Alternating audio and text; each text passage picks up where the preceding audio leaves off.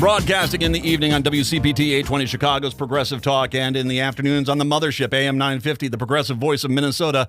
It is the Matt McNeil Show. My absolute privilege and pleasure to welcome to the show John Fugelsang. Stephanie Miller's Sexy Liberals Save the World Comedy Tour is going to be coming to the Pantages Theater in Minneapolis. That's going to be on April 13th. Then Chicago, look for them at the Vic Theater, the DNC special on August 17th. And John is kind enough to join us from the West Coast today. Hi, John. Oh, Matt, it's so great to be back on your show. Hello, everybody. I'm really thrilled to be coming back. It's going to be hotter than Tim Scott and Mindy's wedding night. I promise you that. It's got to be a little bit fun to a point to get back on the road. You were touring on your own. You did Sexy Liberal. Obviously, pandemic smacked that down. You guys have done a few shows, but this is a very ambitious tour that starts not only in Minneapolis, but then you actually are going to be touring all the way until next year in Washington, D.C.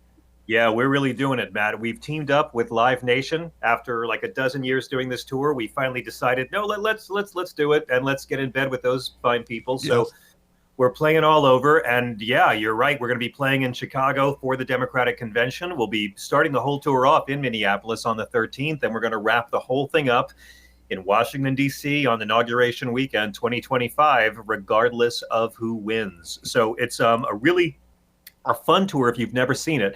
It's great to come and be in a room with 2,000 other people who are just as amoral but moral as you. And so many people in this country, like, were terrified to have an Obama sticker on their car when they went to their job or their church. And so this is really a great atmosphere to realize, oh my God, I'm in a room with a whole bunch of people and no one's wearing a red hat. And no one's going to blame DEI if the power goes out, if you know what I'm saying. You're racist-free, folks, racist-free. You, Steph, I should mention Hal Sparks, Frangela, all going to be there as well, and special guests. And once again, that's coming to both Minneapolis, Chicago. Go look at Sexy Liberal on Live Nation. You can find the tickets, get tickets. You'll want to go see this.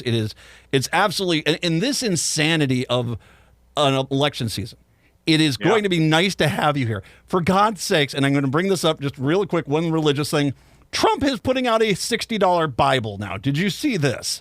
I saw this, of course. Of course he should. And why shouldn't he? Why shouldn't he? I mean, like, there's something he's not supposed to grift off of? Like, if Donald Trump was tasteful about the Bible, I'd be worried, Matt. But this is cool. I thought it was great that he autographed Bibles because both Trump and Jesus used ghostwriters, but this is the Lee Greenwood Donald Trump Bible with his crappy "God Bless the USA," which I respect because Lee Greenwood's a lot like the Bible. Trump voters don't know anything about either one of them besides the greatest hits. So in that sense, fantastic. Most Trump supporters only know about Jesus, the manger and the cross. They skip over everything he ever talked about because if you knew Jesus's teachings, you couldn't support Trump. So what a shock that they also are fans of another one-hit wonder. It seems to be how their brains operate. He needs some help with marketing because, I mean, you got gold sneakers and now a Bible. You're all over the place like an airport store at this point. You need to kind of focus it down a little bit more, I think. No, I think it's perfect. I mean, look, we'll eventually get to the golden calf, but this is Donald Trump, Matt. You know this. The American Christians have finally replaced everything Jesus ever talked about with criminalizing abortion, which Jesus never talked about. And that's why they've thrown out everything Jesus said to embrace this unholy hybrid of Caligula, Barabbas, Judas, and the golden calf, all in one disgusting package. And I don't know if you saw the number, but in January when we were talking about Iowa back then and their primary, They talked to Republicans and, evangelical Trump supporters in Iowa, and they all said the same thing. Oh, I only go to church once a year, if that. And I'm like, okay, how in the world is this even a possibility? In my lifetime, I remember, you were a religious, politician. You were going to church every week. It was kind of one of those things. Now it's like, maybe I'll think about it, but I'm very Christian. There seems to just be this, it's this devoid of any kind of rationality to it. No, but it's not. It's completely rational. I think what's irrational is saying you have to go to church every Sunday or you can't be a real Christian. I mean, let's be honest. Like showing up in church doesn't make you a good Christian any more than showing up in your garage makes you a good car. It's about what you do. And for me, being Christian, and I was raised abnormally Christian by an ex-nun and an ex-Franciscan. So, my parents were both married to the guy beforehand, and he got heavy visitation rights in our house. To me, Matt, it's about following Jesus's teachings, not about believing in the magic tricks, although nothing against the miracles. Yeah. Listen, all the great Jew magicians, started Houdini, David Blaine, David Copperfield, Teller, it all began with Jesus. He was the first great Jew magician. We don't give him credit for this. Likewise, the Jews make all the good Christmas albums. Neil Diamond and Barbra Streisand and Bob Dylan. I'm here to be supportive here. But in terms of Jesus as a person, he was a peaceful, radical, nonviolent revolutionary. He never mentioned abortion, never put down gay people. He was against the death penalty. He was anti-public prayer, Matthew 6:5.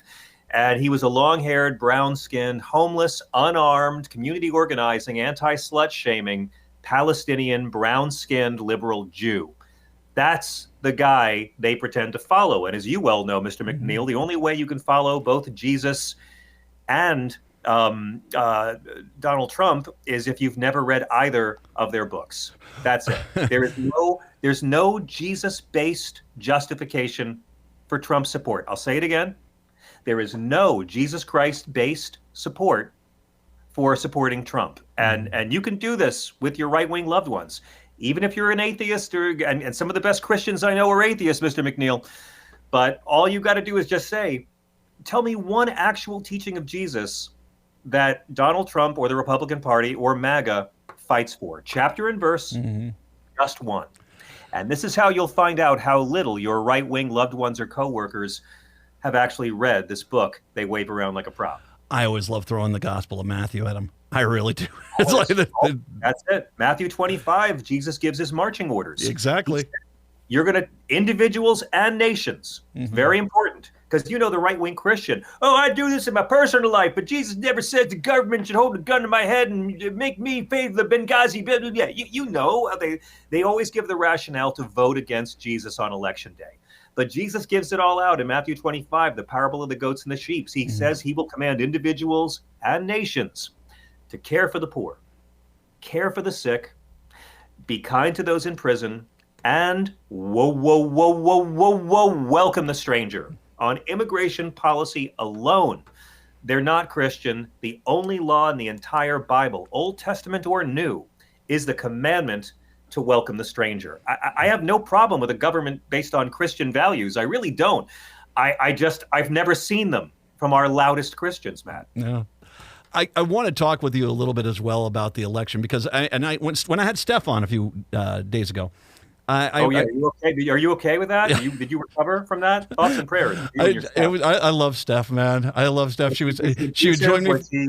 Was she at all abusive to you verbally? Is there anything you want to talk to HR about, Matt? No, she was in a bed. She did the interview from a bed with her dogs. Oh, so you really want to talk to HR? Okay. No. I'm cool with that, man. I'm cool with that. All right. We look at these numbers that are coming out of these states, specifically like Arizona, Georgia, and Trump is still losing 20-25% of the vote in these states of his own party. I mean, clearly the guy that's going to be the candidate, he still can't seal the deal. The numbers reports in regards to the finances, he is so far behind Biden right now, and a lot of his own money he's diverting to his legal causes. He's creating a real big problem here, and I mean, obviously, we have to do this election. Everyone votes. No one sits this out.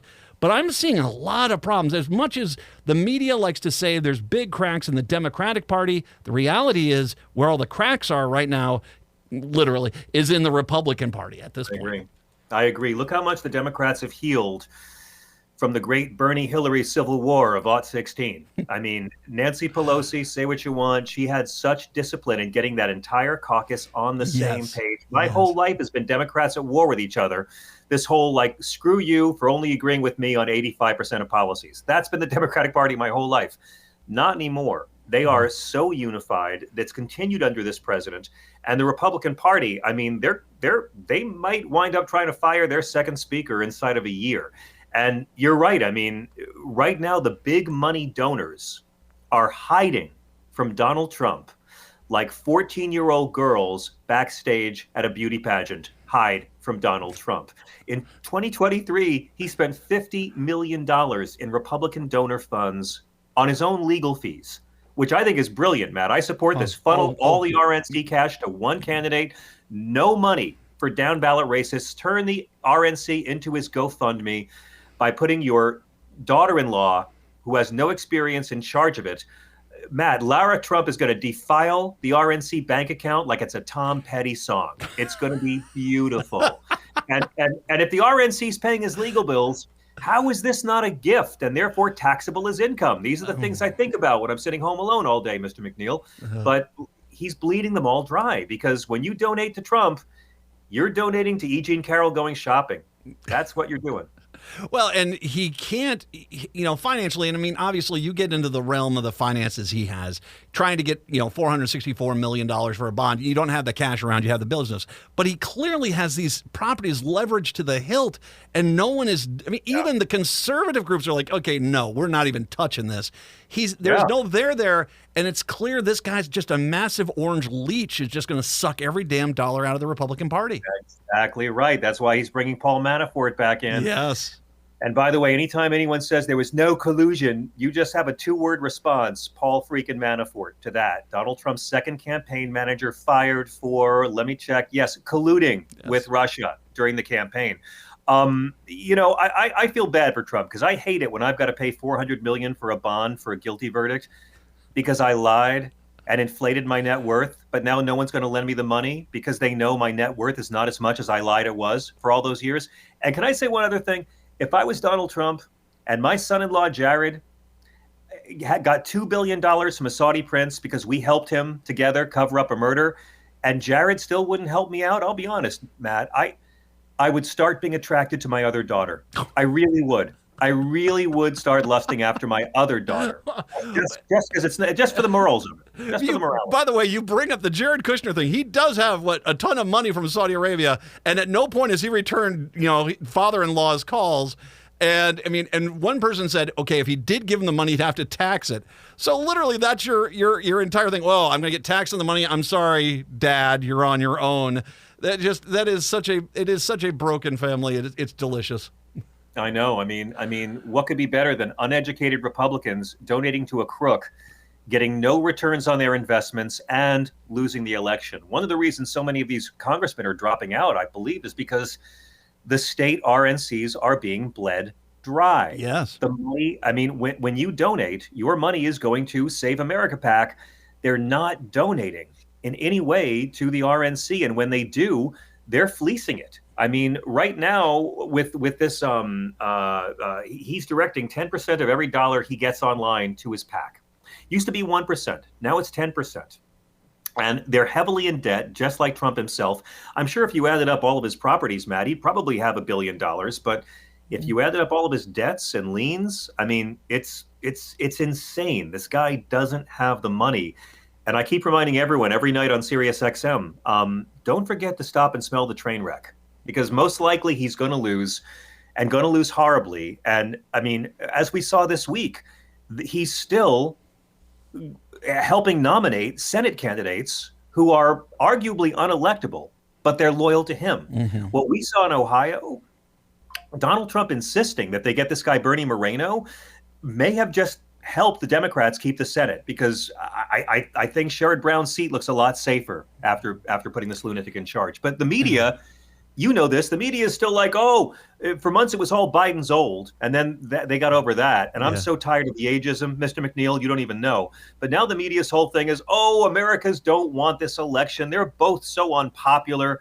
You get this, Matt? Americans are mad at this choice. We want better candidates.